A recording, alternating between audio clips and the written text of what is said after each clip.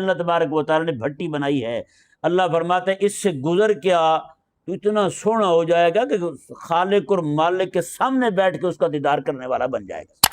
یہ محض آزمائش پر ہی نظر نہ رہے، اس تربیت اور اس آزمائش کے بعد جو مالک عز و جل کی طرف سے ملنے والی انعامات کے خزائن ہیں اس طرف نظر رہے تو بندے کو یہ آزمائشیں نہیں لگتی۔ جو جتنی آزمائش سے گزرا ہے اتنا اسے محبوب کا قرب زیادہ نصیب ہوتا جائے گا۔ بھائی یہ اللہ تبارک و تعالیٰ کی راہ میں دکھوں کا آنا، تکلیفوں کا آنا، یہ بھی اللہ تبارک و تعالیٰ کی شان ربوبیت کا اظہار ہے۔ اعوذ باللہ من الشیطان الرجیم، بسم اللہ الرحمن الرحیم۔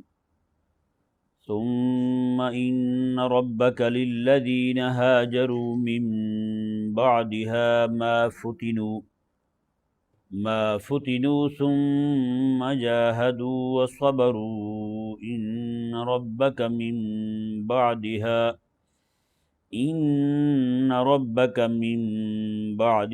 لغفور رحیم۔ آخری جو گفتگو ہوئی تھی وہ اسی سورہ مبارکہ پر ہوئی تھی، یعنی سورہ نحل کی آیت نمبر 110 پر۔ اللہ تبارک و تعالی نے اس ایک ہی آیت مبارکہ میں 2 بار لفظ رب کو اضافت کے ساتھ بیان فرمایا۔ ثم ان ربک، پھر فرمایا کہ ان ربک من بعدها۔ اللہ اکبر کبیرہ، اس میں عجب لطائف ہیں۔ اللہ تبارک و تعالی نے یہ لفظ رب جو ہے یہ تربیت سے ہیں۔ اللہ تبارک و تعالی تربیت فرماتا ہے، جیسے لفظ رب کا معنی ہوتا ہے کہ ہر ایک کو اس کی ضرورت کے مطابق خوراک مہیا کرنا، اس کی ضرورت کے مطابق خوراک مہیا کرنا۔ جیسے بچہ پیدا ہوتا ہے، پیدا ہوتے ہی اس کے منہ میں روٹی نہیں ڈالی جاتی، پیدا ہوتا ہے بچہ اسے دودھ دیا جاتا ہے، کیونکہ اس کا معدہ جو ہے وہ اس سے بھاری شے، دودھ سے بھاری شے کا متحمل نہیں ہے، متحمل ہی نہیں ہو سکتا، اس میں تحمل ہی نہیں ہے کہ وہ کسی اور شے کو وہ برداشت کر سکے۔ تو پیدا ہوا بچہ تو دودھ پینے لگا، پھر آہستہ آہستہ جب عمر اس کی بڑھتی گئی، پھر اس کی غذا جو ہے اس میں ثقل آتا گیا، یعنی ثقیل غذائیں اسے دی جانے لگیں۔ پہلے ہلکا ہلکا اسے بھات دیا گیا، آج کل کچھ مزید چیزیں آ گئی ہیں جی، وہ دیتے ہیں۔ پھر آہستہ آہستہ وہی بچہ روٹی کھانے پہ لگ جاتا ہے، پھر روٹی کے بغیر اس کو گزارا ہی نہیں ہوتا ہی نہیں ہوتا۔ اب جوان بندہ جو ہے اس کو اکیلا دودھ ہی دیا جائے تو بتائیں وہ کب تک نکالے گا، لیکن وہی بچہ ہے وہ دودھ کے لیے روتا ہے، ہر وقت دودھ مانگتا رہتا ہے، جس وقت دیکھو رو رہا ہے کوئی دودھ مانگ رہا ہے، جس وقت دیکھو رو رہا ہے دودھ مانگ رہا ہے، وہ ہے نا۔ تو یہ ہے تربیت اللہ تبارک و تعالیٰ کی طرف سے کہ ہر ایک کی جو اس کی ضرورت ہے اسے پورا فرمانا۔ یہ سب اللہ تبارک و تعالیٰ کی کا جو اسم شریف لفظ رب ہے اس کا اظہار صرف یہ روٹی پانی سے نہیں ہوتا، مختلف قسم کے کھانوں سے نہیں ہوتا، یہ سانس لے رہے ہیں نا ہم، یہ بھی غذا ہے، سمجھا نہیں سمجھا؟ دل کی بھی الگ غذا ہے۔ دل کی جو 2 طرح کی غذائیں ہیں، ایک مادی ہے ایک روحانی ہے جی۔ مادی غذا بھی اللہ نے پیدا فرمائی ہے، روحانی غذا بھی اللہ نے پیدا فرمائی ہے، کہ نہیں سمجھ آیا؟ دل جو ہے اس کو اس کی مادی غذا نہ ملے تب بھی وہ مردہ جی، تب بھی بندہ کسی کام کا نہیں ہے۔ اگر دل کو اس کی روحانی غذا نہ ملے تب بھی انسان کسی کام کا نہیں ہے، دل کسی کام کا نہیں ہے اس کا۔ دل مردہ ہے تو انسان مردہ ہے، انسان ہے ہی بیکار، کس کھاتے کا ہے وہ، سمجھایا نہیں سمجھایا؟ اللہ اکبر کبیرہ۔ یہاں غور کرنے والی بات یہ ہے کہ اللہ تبارک و تعالی نے لفظ رب، اچھا یہ اللہ تبارک و تعالی کے ان اسماء میں سے ہے جن کا تعلق جو ہے وہ جمالیات سے ہے، یعنی جمال سے تعلق ہے ان کا، جلال سے نہیں ہے۔ لفظ رب کا تعلق کس کے ساتھ ہے؟ جمال کے ساتھ تعلق ہے۔ اللہ تبارک و تعالی کی مہربانیاں، کرم ہیں، یہ ایک اس میں ایسا دکھائی دیتا ہے کہ مالک کا بڑا کرم ہے، مالک کا بڑا فضل ہے۔ یہ لفظ رب پہ جب غور کرتے ہیں ہم تو اس کی عظمت اور شان والی، اس کی نعمتوں کے جناب ہر وقت نعمتوں کے جاری ہونے والی باتیں جو ہے نا وہ ذہن میں آتی ہیں۔ یہی تو ہے بندہ پیدا ہوتا ہے، اس کے پیدا ہونے سے پہلے اس کی غذا کا انتظام ہے۔ ہم یہاں سوئے ہوئے ہیں، آج سوئے ہوئے اٹھے ہیں، بتائیں، اور ہمارے جاگنے سے بھی پہلے ہمارے کھانے پینے کی چیزوں کا انتظام ہوگا۔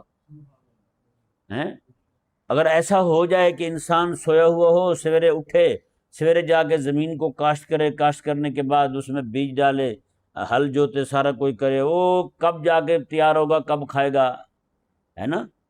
یہ مالک کی جو ہے نا وہ ربوبیت کا اظہار نہیں ہے تو اور کیا ہے؟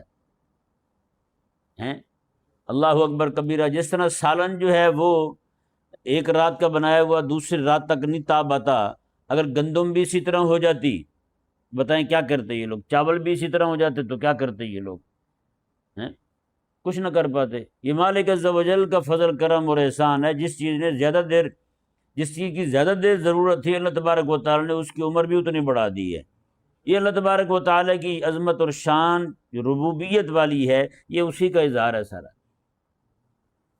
تو یہاں اللہ تبارک و تعالی نے لفظ رب جو بیان فرمائے نا، لفظ رب جب ہم پڑھتے ہیں، الحمدللہ رب العالمین، تمام تعریفیں اس اللہ کے لیے ہیں جو سارے جہانوں کا پالنے والا ہے۔ ہم پالنا سمجھتے ہی کھلانے پلانے کو ہیں، کہ نہیں سمجھ آئی؟ کسی کے گھر میں کوئی بچہ ہو اور وہ بچے کو سویرے دوپہر شام پیٹتے رہیں اور کہیں جی ہم اس کو پال رہے ہیں، کوئی مانے گا کہ اس کو پال رہے ہیں؟ محلے دار نہیں مانیں گے، خود بچہ نہیں مانے گا، دیکھنے والا نہیں مانے گا، رشتہ دار نہیں مانیں گے کہ بھی یہ پال رہے ہیں۔ انہیں بھی پتا ہوا یار جو تم پال رہے ہو نا، ہمیں بھی پتا ہے کیا پال رہے ہو تم۔ حیران کن بات یہ ہے، یہاں اللہ تبارک و تعالی نے 2 بار لفظ رب ذکر فرمایا اور دونوں بار کچھ اہم چیزوں کی طرف اللہ تبارک و تعالی نے رہنمائی فرمائی۔ اللہ تبارک و تعالی نے ان ربا کا فرمانے کے بعد فرمایا ہاجروا من بعد ما فتنوا، فرمایا ثم جاہدوا وصبروا۔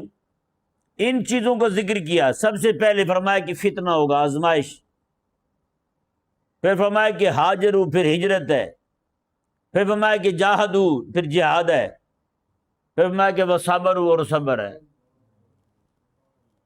غور کر رہے ہیں نا آپ اس بات پر؟ لفظ رب ذکر کرنے کے بعد اللہ نے فرمایا کہ فتنہ ہے، فتنوا، پھر فرمایا کہ ہاجروا، ہجرت ہے، پھر فرمایا کہ جہاد ہے، پھر فرمایا کہ صبر ہے۔ یہ 4 چیزیں۔ اب بتائیں نا، جو لفظ رب سن کے ہمارے ذہن میں آتا ہے، ہمارے ذہن میں کھانا پینا آتا ہے، رزق آتا ہے، اس کی فراوانی آتی ہے، اس کی کشائش آتی ہے، اس میں رزق میں آسانیاں، برکتیں، یہی ذہن میں آتی ہیں۔ لیکن قربان جائیں، اللہ تبارک و تعالیٰ محبوب علیہ السلام کے صحابہ کرام علیہ رضوان کو اپنے حبیب کی طرف لفظ رب کی اضافت کر کے صحابہ کرام علیہ رضوان کو کیا عطا فرما رہا ہے؟ اور کر رہے نہیں کر رہے؟ لفظ رب ہم سنیں تو ہمارے ذہن میں کیا ہے؟ اور لفظ رزاق ہی سن لے نا، اللہ رزاق ہے، تو ہمارے ذہن میں کیا آتا ہے؟ اللہ رازق ہے، ہمارے ذہن میں کیا آتا ہے؟ کھانا پینا، یہی چیزیں آتی ہیں نا۔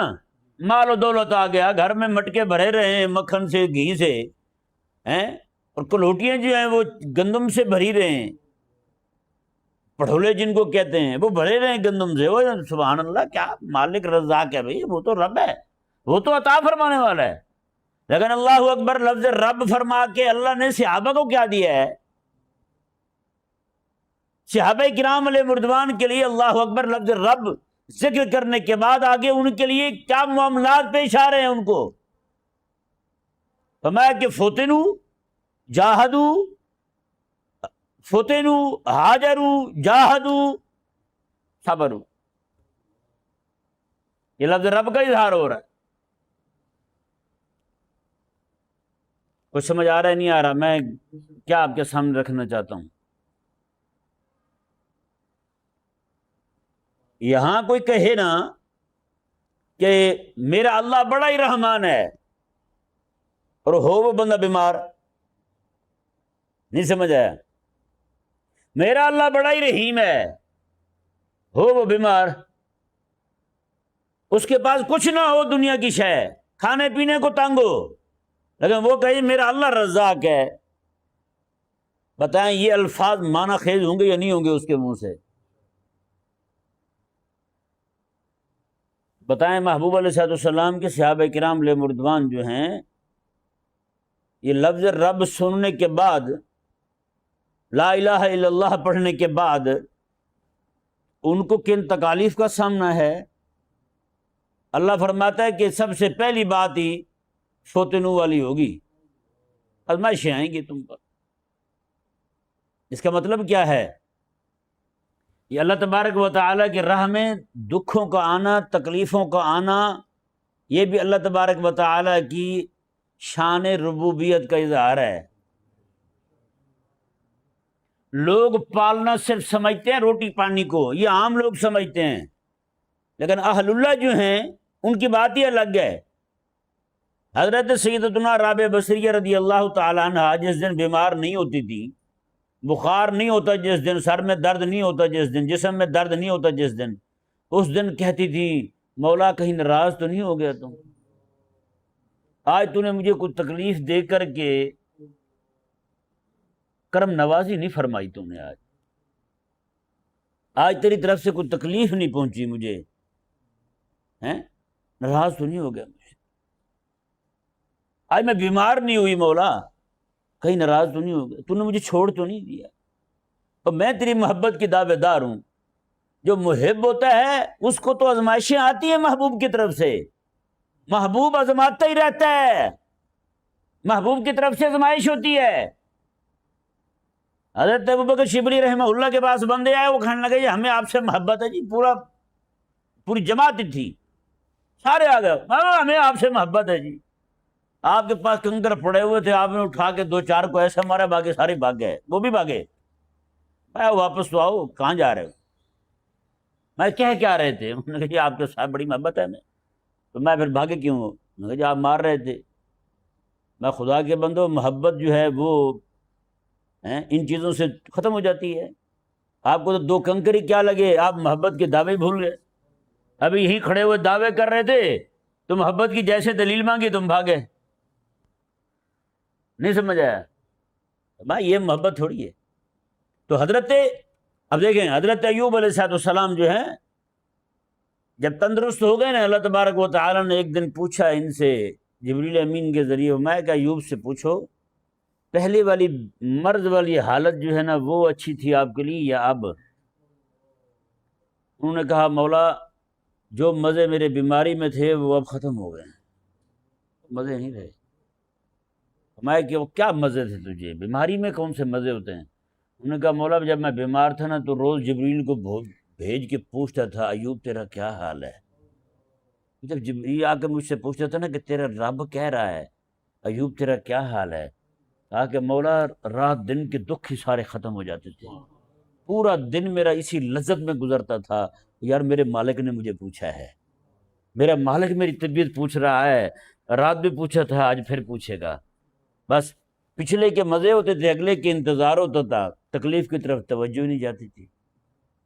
تو من بعد ما فتنو جو ہے یہ ہر بندہ وہ نہیں، یہاں تو بھائی چیخنے چلانے لگتے ہیں، دھاڑیں جو ہیں وہ آسمان کی چھت کو جا لگتی ہیں، اتنا روتے ہیں ہلکی سی تکلیف آنے پہ، اللہ اکبر، رب کی شکایتیں شروع، رب تبارک و تعالیٰ کی نعوذ باللہ بے ادبیاں شروع، رب کی گستاخیاں شروع۔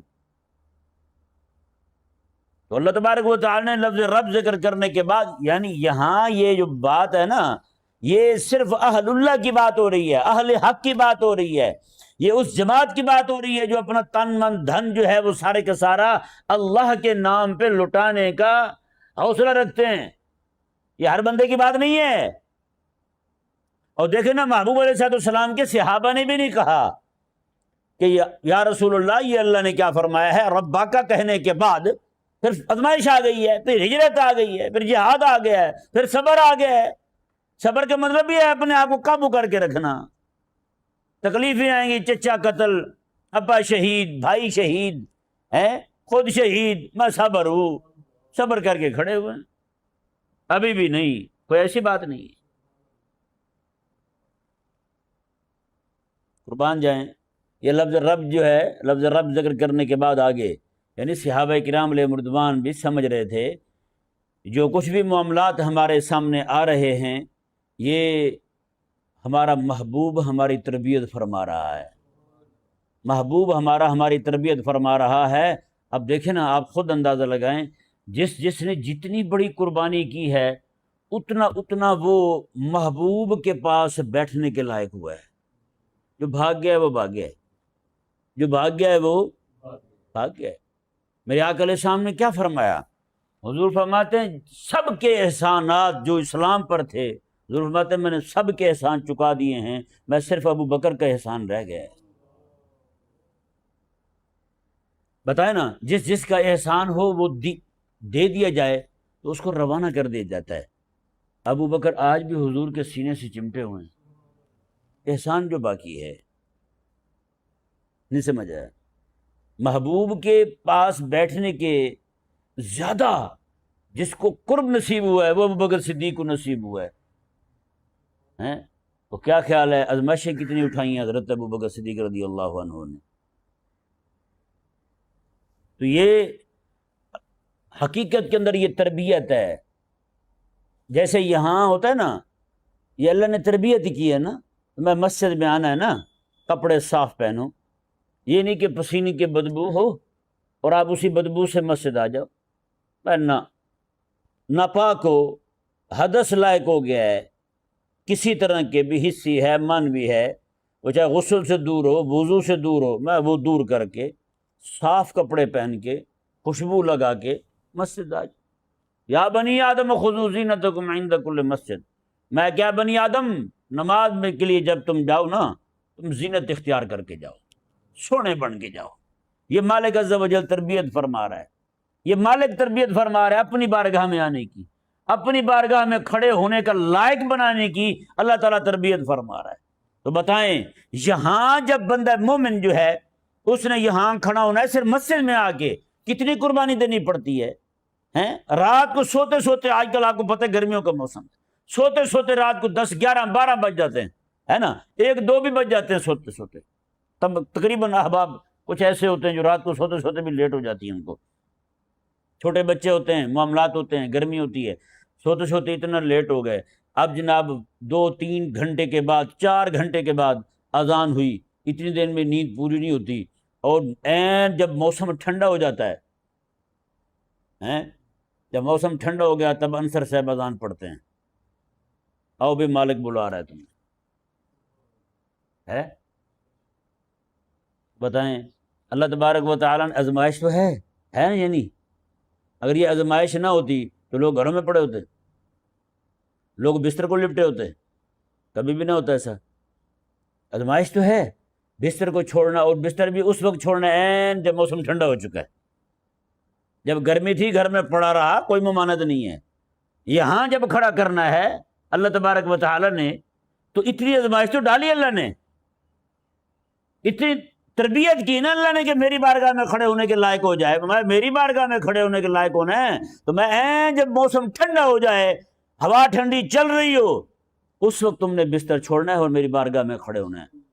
بتائیں نا یار، جب اللہ تبارک و تعالیٰ اس دنیا کے اندر اپنی بارگاہ میں کھڑا کرے، اپنی بارگاہ میں کھڑا کرے، اپنی مسجد میں کھڑا کرے، تو اللہ تبارک و تعالیٰ یوں تربیت کرتا ہے۔ بتائیں جب اللہ تبارک و تعالیٰ قیامت والے دن علی رؤوس الاشہاد سب کو بلا کے اپنے سامنے بٹھا دے، اس پر تربیت نہیں فرمائے گا رب تبارک و تعالیٰ؟ تب نہیں اللہ تبارک و تعالیٰ ان کو آزمائش سے گزارے گا؟ یہ پکی بات ہے، جو جتنی آزمائش سے گزرا ہے اتنا اسے محبوب کا قرب زیادہ نصیب ہوتا جائے گا۔ بھائی